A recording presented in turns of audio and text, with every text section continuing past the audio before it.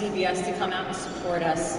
And I'd like you to also know that Lonnie has also agreed to join our board of directors here in New York.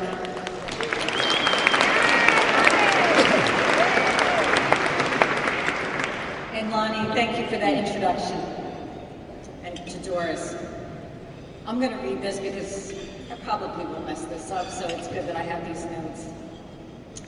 Doris, you have been a visionary, and you believed in hope back in 1955 for those with cystic fibrosis when they said there was no hope. And when my son was diagnosed in 1991, there was hope. I had hope because of you. From the bottom of my heart, thank you for being instrumental in creating the Cystic Fibrosis Foundation that we know today. And to me, you will always be my American Idol, hands down. And as Lonnie mentioned, I am dedicated to the Cystic Fibrosis Foundation, but I'm really not a volunteer. I'm a mom, like Doris, who believes in hope and will do what I can in my power to see that CF stands for Cure Found. We are making huge progress in scientific research. When my son Eric was diagnosed with cystic fibrosis back in 1991, the median life expectancy was 19. And today it's 37. 37 reflects tremendous progress, but I'm 42, and the idea of 37 being the median life expectancy, it's unacceptable. And the reality is, we are still losing precious lives to cystic fibrosis way before that very young age of 37. My daughter Jenna was 13 when CF took her from me. 13. I wish you all could have met her. She was truly amazing. She was precocious, she was full of life, and she had the personality and the giggle that would steal your heart.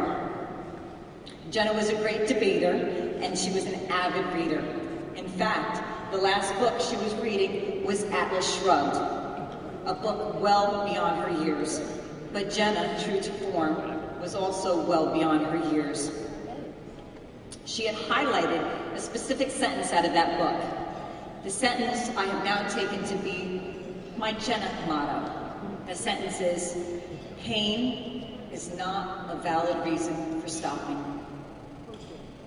That sentence alone has pushed me forward when I think I just cannot take another step. I push forward because my son also has cystic fibrosis, and we just cannot afford to stop now. My son Eric is 19. He is a sophomore at Marist College, and I am proud to say that he is doing very well academically and socially. Well, socially, I'm his mom, so I'm just not going there. He wanted to be here tonight, but he's unable to because he is currently at home doing IV antibiotic treatments because his lungs had another flare-up. That means that ever-present CF bacteria starting to take over his lungs is making him cough more, making him mentally and physically tired, and making it harder for him to breathe. To combat this latest flare-up, for 2 to 3 weeks, he requires strong IV antibiotics. In the CF world, we call this a tune-up. We are fortunate to have the best medical care in the country right here in New York. In fact, I believe we have seen the same group of doctors that Doris's daughter Annie has seen over the years. Unfortunately, CF strikes each person differently, in different severities, even among siblings. This is Eric's 10th tune-up. I have become so familiar with Westchester Medical Center that I have now called it Club Med. And I know almost every single person that deals with pediatrics. I've been there so often that I now come prepared with these papers. It's to avoid all those questions that are asked of a parent at each hospital admittance. I truly have no idea how anyone can retain that information in their head. So the type A personality that I am, I have come prepared. This sheet lists 16 medications that Eric takes on a regular basis. The first medication he takes is a pill that helps him digest food. He takes 64 of those pills every day. 64 pills a day from one of his 16 medications. This sheet also lists 4 of his surgeries and 9 prior hospital tune-ups. That also lists the antibiotic, the dosage, and the duration. This sheet is the family and social medical history that they incessantly ask. Sometimes it's just too painful to answer, so I just hand them the sheet and I watch as they read family history. His sister, date of birth, March 13th, 1993, was diagnosed with cystic fibrosis April 25th, 1993, due to failure to thrive. Jenna had severe lung difficulties and had been hospitalized 22 times in 13 years. Jenna also had a G-tube placed in her stomach on July 17th, 98, when she was 5 because she was unable to gain weight and struggled at 28 pounds for over 1 year.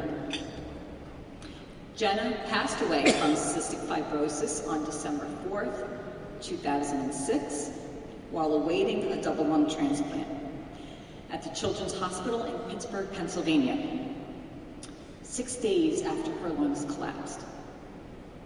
No other family member on either side of the family has ever been diagnosed with cystic fibrosis prior or since. This is a normal part of our lives. This shouldn't be normal. My daughter should be here. And pain is not a valid reason for stopping. I'm not stopping until her dream is realized, when CF does stand for Cure Femme, like Stanley always believes it to be. Because Stanley and Eric and all those still in the fight deserve that. I'd like to leave you with just this one story. It was February 2007, just months after Jenna moved up to heaven, and Mark and I were in DC at a cystic fibrosis conference. We were sitting down, anxiously awaiting to hear Dr. Bell's medical update. We sat right up front. Type A personality, didn't want to miss a word. If you've ever had the opportunity to hear one of Bob's medical presentations, that you would know that he comes well armed with fabulous props to drive his points home. This year, Bob came out smiling and admitted he had the best props ever. In one hand, he held the white pill. In the other, he had a blue pill. Coincidentally, they were Vertex pills. Just saying. Bob hedged his excitement by saying, "This is going to take a lot of time and a lot of money. But these," he said, holding up even higher, "have the potential to arrest the progression of cystic fibrosis and the potential of controlling CF." At that moment, my heart sank. Now, this couldn't have happened a couple years ago. Now, when they are no use to Jenna. Now, as I sat there with tears streaming down my face, I thought again about what he had said. These have the potential to arrest the progression of cystic fibrosis and the potential of controlling cystic fibrosis. At that moment, my heart soared. I began to comprehend just what he had said, of what those 2 pills could mean for Eric's future and for all those in the fight of their lives. At that moment, 3.5 years ago, was pivotal for me. It was when I recommitted and got back in the fight against cystic fibrosis. It's when I saw the hope that Doris had 55 years ago.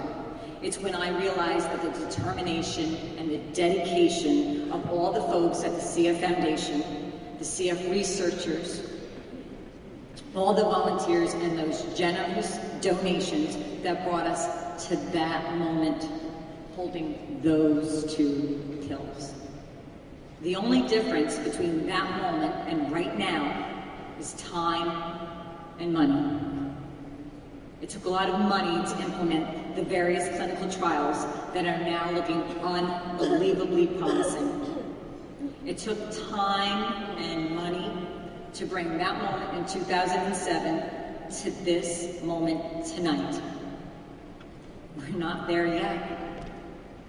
Time and money are our most valuable commodities, but in this particular arena, money does buy time.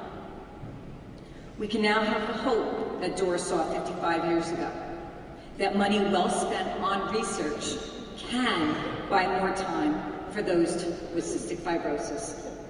We need to get those pills and other game-changing treatments in the hands of those with CF. And friends, we need to get there soon.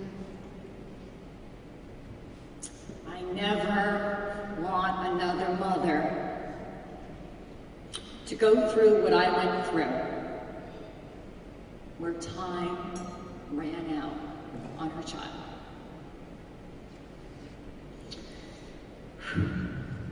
I'd like to thank Doris for being the light when there was only darkness.